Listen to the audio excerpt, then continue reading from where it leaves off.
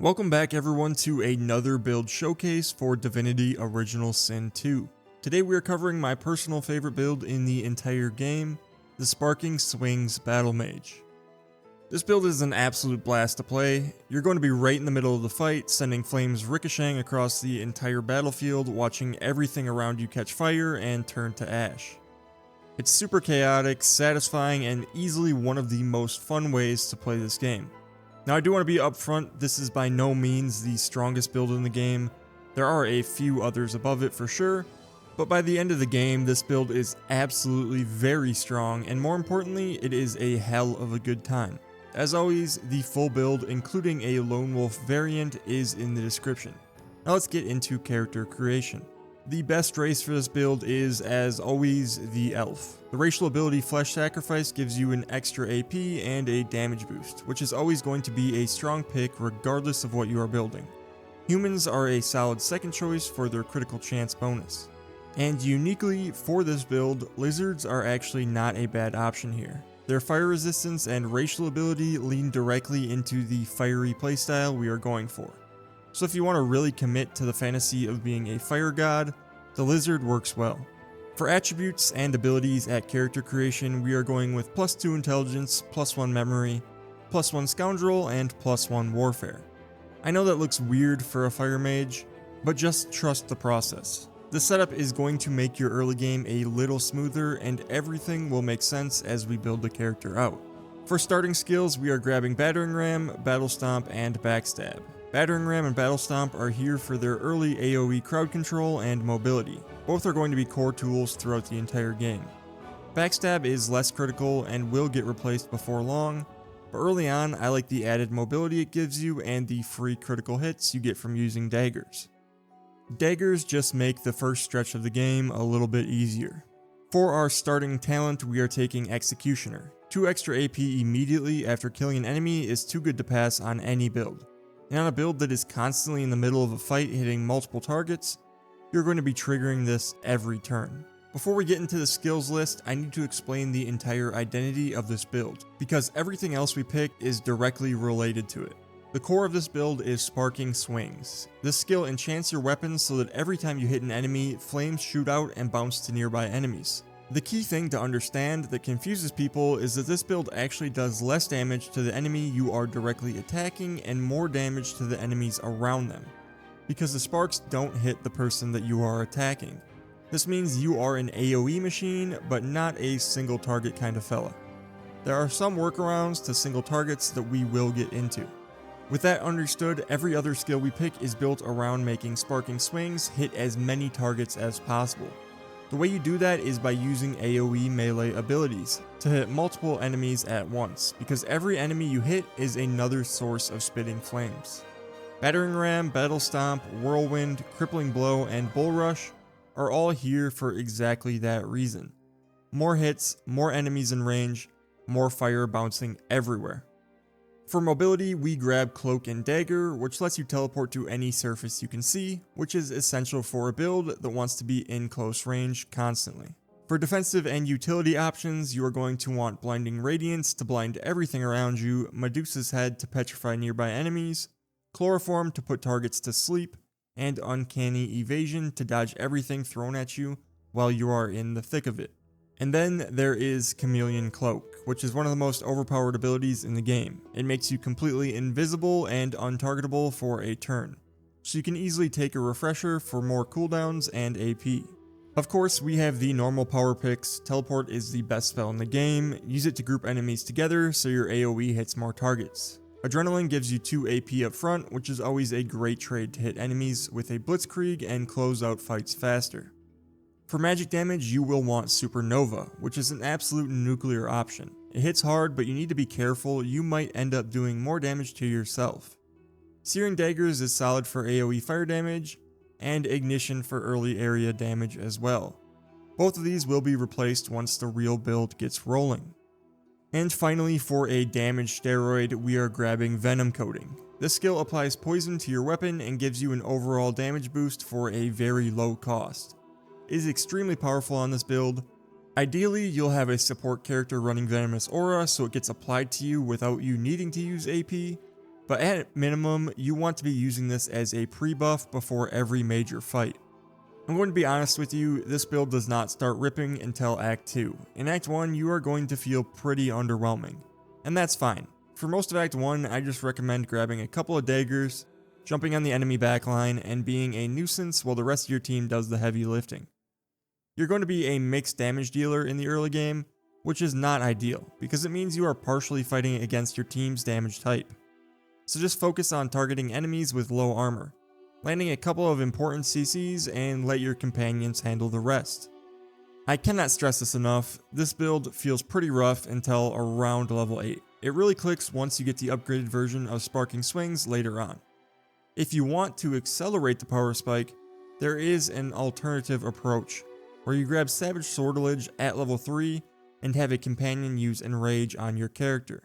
This lets the Sparking Swings character start pumping out serious damage with crits much earlier. But doing it this way does require more planning and companion coordination.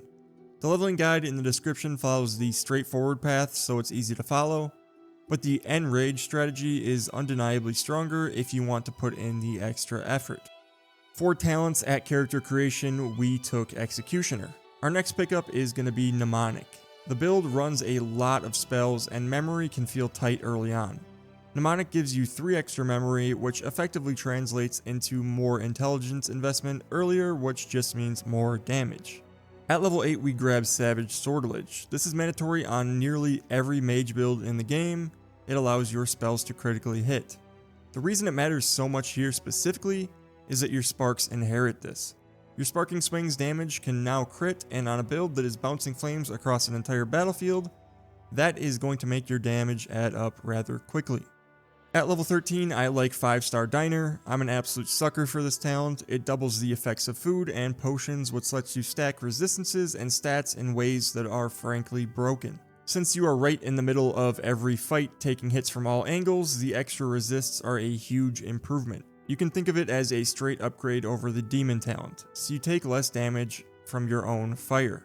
At level 18, we take Hothead. This gives you a free 10% critical chance and accuracy boost. Obviously, you will be at risk of taking damage as a melee character and losing this bonus, but 10% crit chance is 10% crit chance, and fights will often end before your character takes too much damage. Your stat priority is Intelligence first for raw damage output and Wits second for critical chance. For combat abilities, your focus is Pyrokinetic above everything else.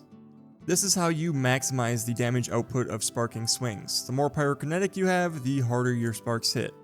Outside of that, you are making small dips into other ability trees, really only for specific skills. Things like Teleport, Adrenaline, and the other utility picks that we covered. In early Act 2, your priority is getting your hands on Master of Sparks. This is the upgraded version of Sparking Swings, and it is the spell that makes this build truly come alive. It's the core concept of the build. Your weapons still shoot out flames on hit, but Master of Sparks is an AoE buff. It gives you significantly more range, and most importantly, it gives you more flame bounces. The difference in feel between Sparking Swings and Master of Sparks is night and day. And here is another important one. While you can cast Master of Sparks on yourself, having your support character casted on you is significantly better. It saves your damage character AP and source points. And when you combine it with a Summoner's level 10 Incarnate, both your character and the Incarnate champion are firing sparks simultaneously, wrecking the battlefield. We will talk about this more in the tips section. Beyond Master of Sparks, we also pick up Skin Graft to reset all your cooldowns, giving you the ability to run your rotation twice. Onslaught is your single target nuke. If you need something dead specifically, use Onslaught on whoever is standing right next to them, and watch the sparks do their work. Conversely, and more importantly, if a tanky target is surrounded by other enemies, then you can also hit him with the Onslaught and watch the flames kill everyone else around them. Blitz Attack is nice for its mobility and it has multiple hits, and finally we have Phoenix Dive, which rounds out your repositioning spells. By late game, this character is going to feel absolutely dominant. The game plan is ideally to let your companions set Master of Sparks on you and group the enemies together for you. Then you unleash your full AoE rotation. Whirlwind, Bull Rush, Battering Ram, Blitz Attack, every swing is sending flames ricocheting from enemy to enemy, leaving nothing but fire and corpses behind you.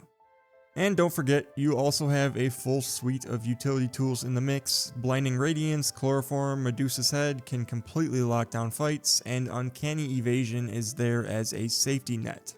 A couple of extra tips to squeeze even more out of this build. First, you can hit any object with health to bounce your sparks.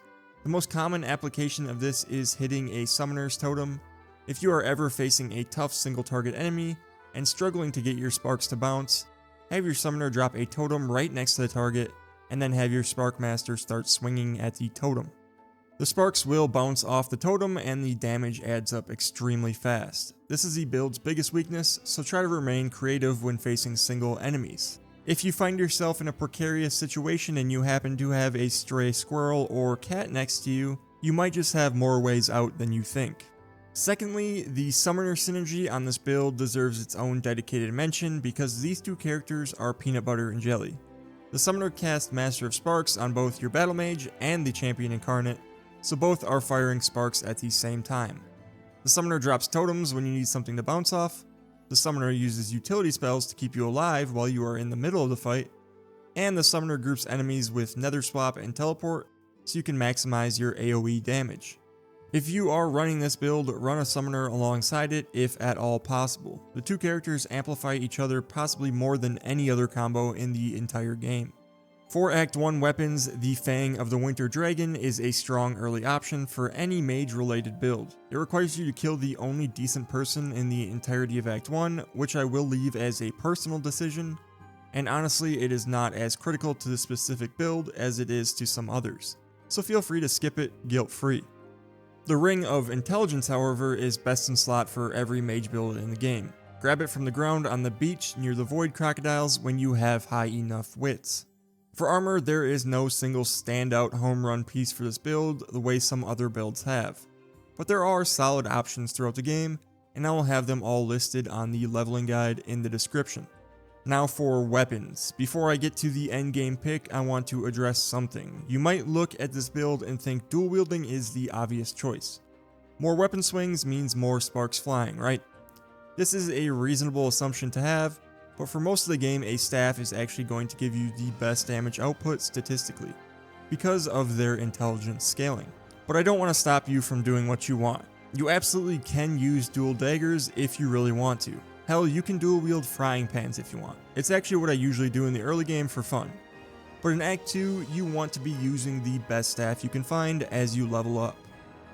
And with that being said, the endgame weapon of choice is the Divine Spark, which is actually an axe, so it goes against everything I just said. But this thing comes loaded with great stats, bleed fire, and has the base Sparking Swings ability built directly into it. It looks cool, it plays into the build identity perfectly, and it is just flat out an awesome weapon. The one caveat is that it does scale with strength, which is otherwise a useless stat for this build. But the spark damage output and everything else it brings to the table more than justifies it. If you want a more memey option, Fiery Inferno does exist, but I'll let you play around with that if you want. And that is the Sparking Swings Battle Mage. If you follow this guide, you are going to have an absolute blast. If you want to see more Divinity content, make sure to like and subscribe. And let me know in the comments what builds you want to see next. Thank you all very much for watching, and I will see you in the next one.